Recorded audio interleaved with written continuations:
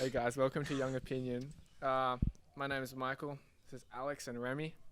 Today we're going to be talking about the subject of masculinity, and it's one of those words that's it's thrown around a lot. It's used a lot in so many different ways, and each culture has their own idea of what masculinity means, and each individual has their own idea of what masculinity means, and us as young men, Yeah. we have our own ideas, and I guess we're going to talk about that and sort of try to understand how these ideas came to be, and Yeah. what do they mean to us, if they mean anything at all. So what do you guys reckon masculinity? What does it mean? Masculinity.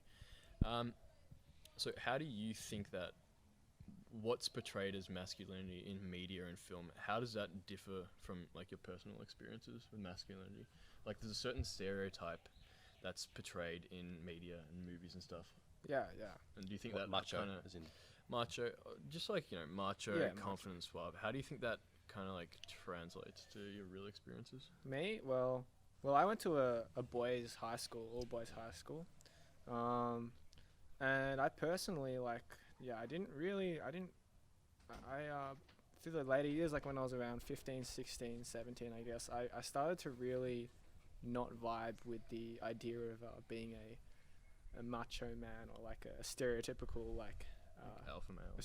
Australian like alpha male, whatever you want to call it. Because I was always into more like traditionally, like, I loved, like, I played football.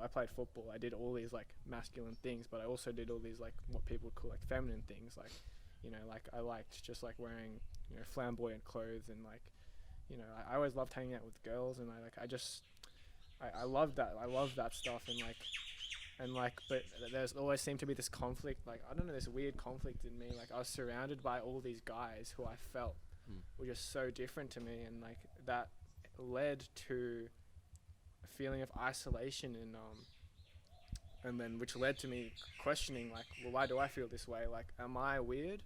Yeah. Or is the concept of what I should be a really just like a really I guess like a It's like, are you holding yourself to like an unrealistic or like not even true standard? am I holding myself to a standard that is sort of just like this concept that's been made by just someone who just said, this is how you should be? And like, I guess I concluded, like, at the end of the day, it is just a concept which has been created. And I know, like, humans have been around for however many years, and like, things happen for a reason. But I think we're at a time in human history now where we actually understand psychology and philosophy and all these things, and like, I think we understand now that males and females, we're not that different. We're all humans, and there are differences biologically, but I think like holding yourself to this expectation of being this like dude who's like, or jacked, or he's like, he gets with a lot of girls, or like any of these like traditionally like macho man things. It's just like it's sort of not I don't think it's gonna last forever. I think it's sort of like declining, and I think it's a good thing, to be honest. I think it's actually a really good thing for mental health of men to acknowledge we don't all need to be the same. We're all individuals. Yeah, well, I'd say that there's a large expectation on what males are made to feel is empowering in terms of it, and I mean this as in they're made to feel it, but it's not actually true. As in they should be macho or whatever is a stereotype that comes from other males in the culture and is sort of upheld. And maybe historically, as from father to son, there's like a lack of emotional connection and relevance in lives of males, and that is a bit damaging. Then more recently, I also think there's a label from the rest of society as a slight toxicity on masculinity, and because of the ability for aggression and therefore abuse. And I think that's probably one thing that I've had trouble dealing with, is the idea that because I'm a man, I have to bear in mind the shame of what men have done to women in the past, Yeah. and almost as an expectation to carry that on your shoulders. Yeah. Yeah. I mean, I'm a young guy, and what can I do? Like, that's happened in the past, but because I'm a man, there's a lot of people that stigmatize masculinity in a negative way on the other side of being macho, like on the negative side of those of what that can affect. So, for example, often I think this probably contributes to maybe social anxiety and stuff, in a scenario feeling as though I have a corruption in a power inside me that could, because of the masculinity, it's almost like I don't want to embrace it and express it because other people could view it as harmful, which is not true, but it's true only because of what society is labeling it with, in the sense that it has people who are male have caused damage to women in the past, and quite broadly, and so I think that we need to recognize that, but not necessarily carry that shame and stigma with us now. Learn from it, but Yeah. not kind of embody it and like punish ourselves. Yeah. Because otherwise it becomes a real, like, a mindset, not just something out there. Like, for me, I think it's become something an unconscious process that is driving certain fears and certain negative aspects that's hindering me in sort of developing into actually becoming a better man, like, that can express everything. I think as a like a man, it's important to acknowledge, like, that like, as a man, that you don't experience the same thing as women, and like but women don't experience the same thing as men, and that's just life. And like, but also like, acknowledging that there's some really like horrible things and things that do occur that happen. It's so important to acknowledge them and to never like deny them, but it's so important to not feel ashamed of being like a guy. And like, guys, like, we make mistakes, like we've done things like that we shouldn't have done, like, not that we haven't done anything like horrible, like we're good people, but like I honestly think like the even like this like being a man, that's saying being a man is also another thing that it's a very loaded like phrase, like, be a man, like what do people actually mean by that? Like, they mean like, I guess like suck it up and like do this for like which is it's such an interesting thing, because like it just can be very confusing for a lot of guys. I think a lot of young guys now are like being told a lot of different things from a lot of different people, and like, I think the one thing that people should probably be pushing the most is just be yourself. I think male and female, like, they're true to a biological sense or whatever, but like they're very like limiting the boxes, and just I guess like the whole gender thing. They are just labels at the end of the day. Like, I think everyone should strive to be a better person, like male or female. Just strive for being a good person, like Really authentic. I think it has to come through authenticity. One thing I find interesting that I might point out is that I think in the past, men have projected their own insecurity onto women by what it is that there's a feminine side in males and there's a male side in women, and the idea that we have to repress certain emotions and tough it up and be a certain man is us repressing the expressive and the feminine side. So what people have done is then they've said, well, women can't do men's jobs because women are this thing in the past that when they weren't allowed to vote until I'm not sure what year they weren't allowed to do certain jobs, and that is actually a man or men sort of saying it's not okay for women to embody the masculinity because then we're going to have to embody our own feminine side, and we don't, and we prefer to repress that. So why do you think that even like began? I think control. I mean, like, why do you think men decided that they wanted to repress their feminine side? Like, what?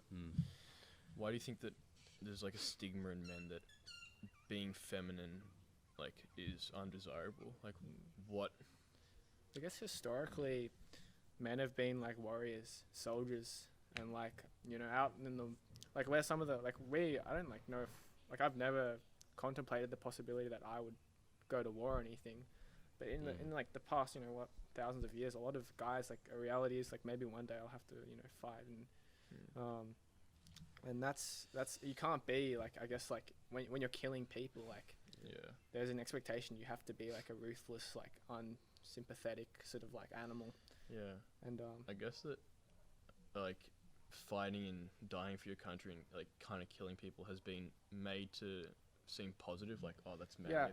Because, you know, if you're sending people off to war, you can't tell them you're doing an awful thing, go kill people. Like, you have to make it glorious, like, you know, you're being a man. And then, like, they also use it as a shame tool for people who don't go to war, you know what I mean? Like, they have to just twist it into something, because, you know, fighting and killing and stuff is hard. And if you're being shunned by society, as well as having to, like, deal with the emotional burden of, like, killing and, you know, whatever, like, and so perhaps that's why a lot of PTSD comes out, because I mean, amongst having seen horrific things, you're then also not able to actually connect to your emotions. On your feminine side. You're told that once you come back, like a lot of like, you know, veterans, they come back from war, they're getting just like to have people tell you you're doing the right thing, then you go do these horrible, like crazy things that you didn't really probably want to do in the first place, then come back and be told that you're a monster. I mean, like, that just like.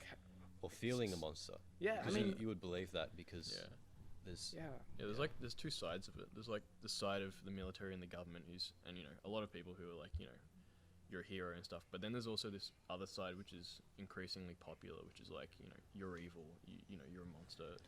So it's like, I mean, the funny thing is, something I think is really interesting is a lot of veterans, like I've seen interviews and stuff with the veterans, and they tend to be like very emotional and like in touch with their emotions, and they're the type of people who would say like, you know, it's okay to be emotional, like it doesn't define your masculinity. So I don't know, maybe just going through something so horrific is kind of it would take you to a whole other place, and you'd have to deal with it.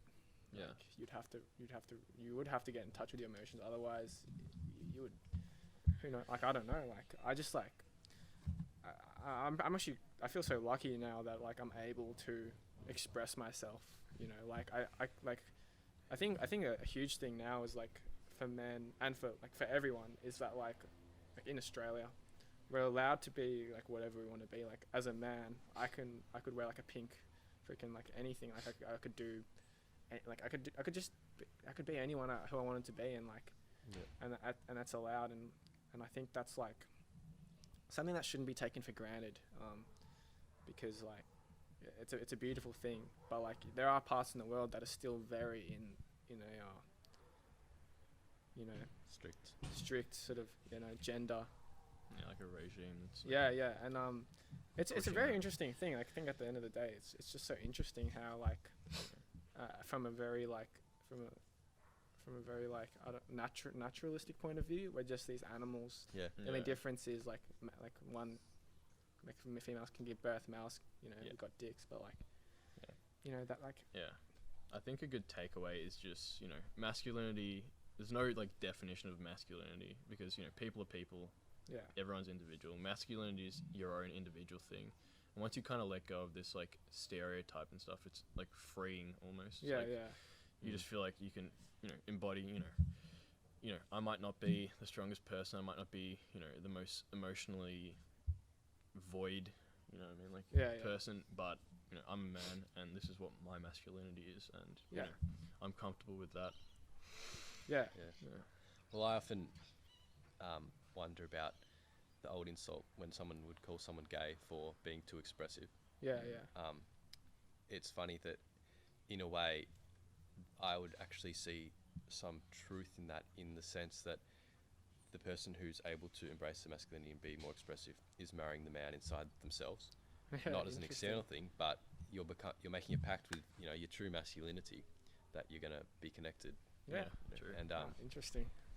And that's then the other person who's making that comment is obviously out of touch. And afraid. So people, like homophobes and those sort of hateful people. It's sad that it still exists, but like something that should be combated, I guess. Like Thank the church for that one. Sorry. Anyway, I think this has been an interesting one. Yeah. Very nice. Thanks very much for watching. We hope you enjoyed. We hope you could take anything away from this. This has been Young Opinion. Yeah, thanks for tuning in. Thank you.